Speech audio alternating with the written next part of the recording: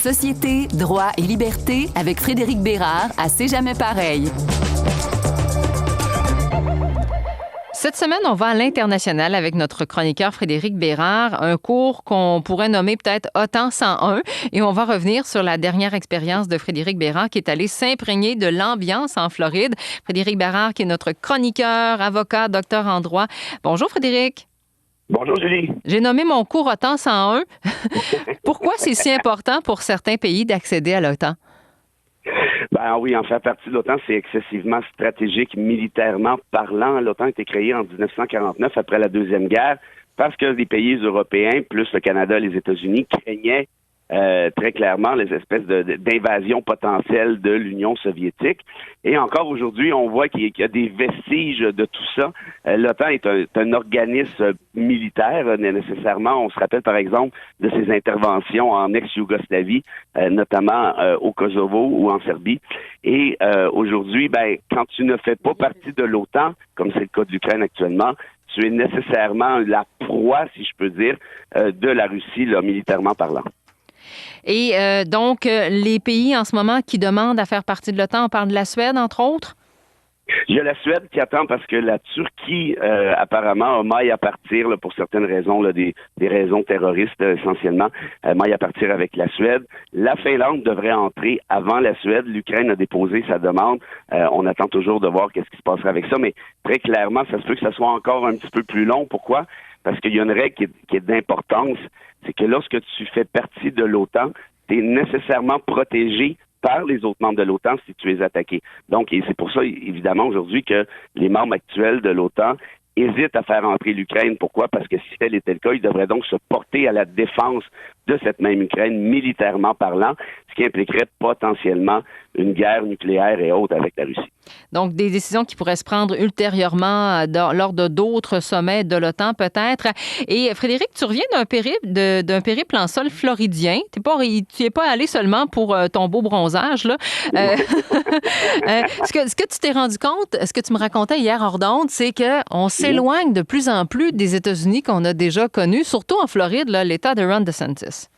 Écoute, c'est incroyable de voir à quel point un gars comme DeSantis a suivi les traces de Donald Trump et est en train même de repousser les limites à certains niveaux. On sait que il existe en Floride ce qu'on appelle le Stand Your Ground Act, là, qui avait été adopté, cela dit, avant DeSantis, mais qui est encore appliqué aujourd'hui et qui fait en sorte que quiconque voit quelqu'un passer sur son terrain peut se défendre en lui tirant dessus, tout simplement, sans être accusé. C'est arrivé il y a à peu près 2 semaines encore en Floride, où un homme s'est fait tirer quelque chose comme 30 balles de mitraillette, si je fais pas erreur, alors qu'il avait la piscine du propriétaire. Le propriétaire avait oublié qu'il avait donné le contrat, là, tu vois, genre un peu. Okay. Et on a décidé de ne pas déposer d'accusation criminelle contre le gars en question, compte tenu du fait qu'il se serait défendu.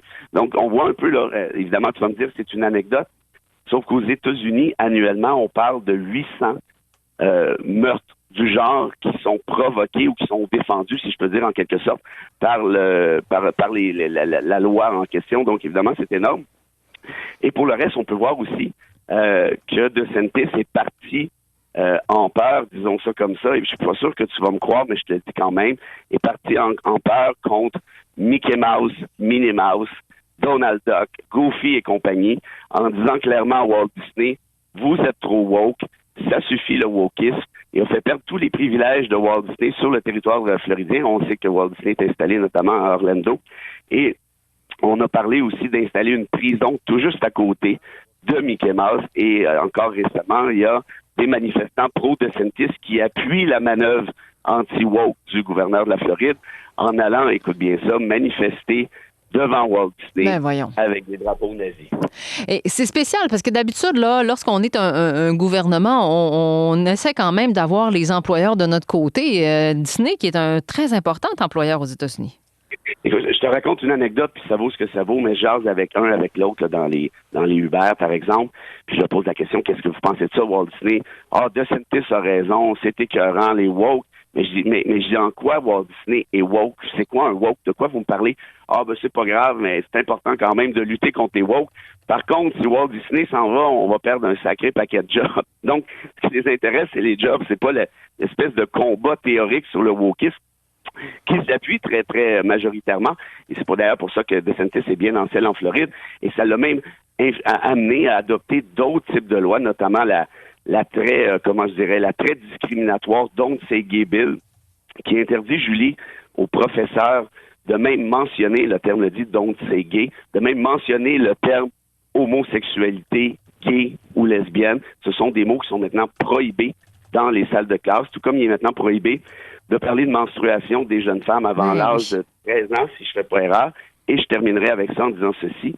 On a adopté donc une autre loi, ça s'appelle Stop Woke Act, qui te dit ceci. Il est interdit aux profs d'université de discuter de racisme systémique, même si on sait que celui-ci est imbibé dans le système électoral américain, entre autres choses. Donc, les profs ne peuvent même plus discuter de ça. Il y a un paquet de profs qui ont retiré donc de leur plan de cours la discussion sur le racisme systémique, de peur, évidemment, d'avoir des sanctions qui sont pas très sympathiques. Et toi, ça t'inquiète de voir tout ça chez nos voisins qui sont quand même pas tellement loin, là? Ben, en fait, ce qui m'inquiète surtout, c'est moi j'ai toujours dit, moi ça n'a jamais été Trump qui me faisait le plus peur, mais bien le livre de recettes de Trump.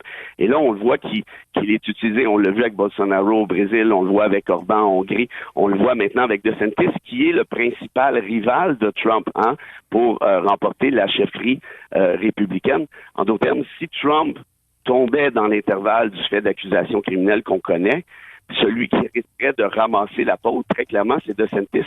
Alors, on aurait un affrontement DeSantis-Biden. Tu vas me dire, oui, mais là, actuellement, on aurait un affrontement Trump-Biden. Est-ce que c'est beaucoup mieux? La réponse, c'est non. Et c'est un peu ce que j'essaie de dire.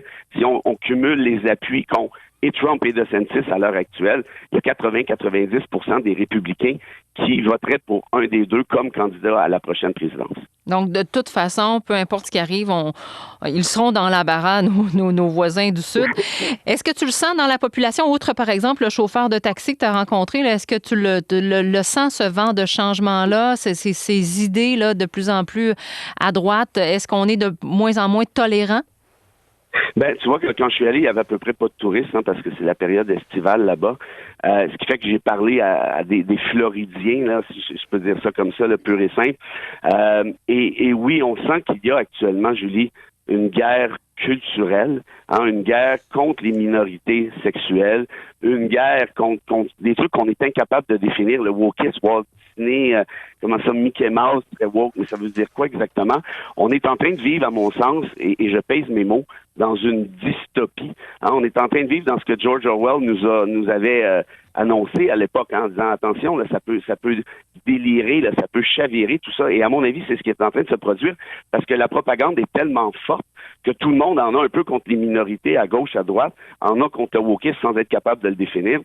Et à mon sens, tout ça risque de très, très, très mal se terminer parce que, premièrement, c'est l'état de droit, les libertés individuelles, les droits fondamentaux qui fichent le camp. Et deuxièmement, quand tu es capable d'instaurer une propagande contre celle-là, c'est-à-dire allons lutter contre Mickey Mouse, ça donne quand même une idée à quel point le messager plutôt est archi puissant, archi charismatique. On embarque dans un train qui est complètement délirant. Alors la question, c'est comment ceci va-t-il se terminer? Et ça, je pense que c'est la question qui est assez facile à répondre et j'en ose une, c'est-à-dire très, très mal. Frédéric, en terminant, il y a une auditrice qui écoute notre conversation et qui aimerait bien que tu lui donnes une définition des mots woke ou du mouvement wokiste. Oui. Ça, on peut demander directement à DeSantis, c'est à lui de répondre à ça, pas à moi, c'est pour moi qui ai parti ce débat-là.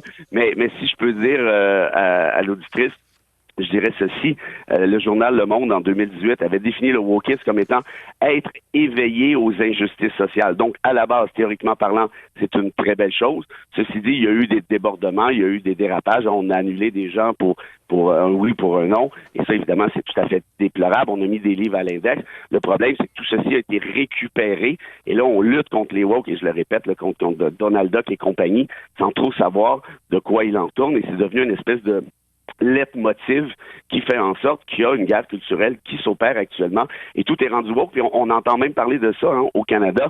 Pierre Poilievre a considéré l'abandon du troisième lien comme étant une manœuvre woke. Alors là, c'est quand même assez long sur où on est rendu. Donc, cette même propagande, cette même guerre culturelle risque de s'imbiber ici au Canada. C'est ce qui est en train de se produire d'ailleurs tranquillement. Une définition qui est bien propre à chacun et qui s'élargit de plus en plus avec les mois. Merci beaucoup, Frédéric.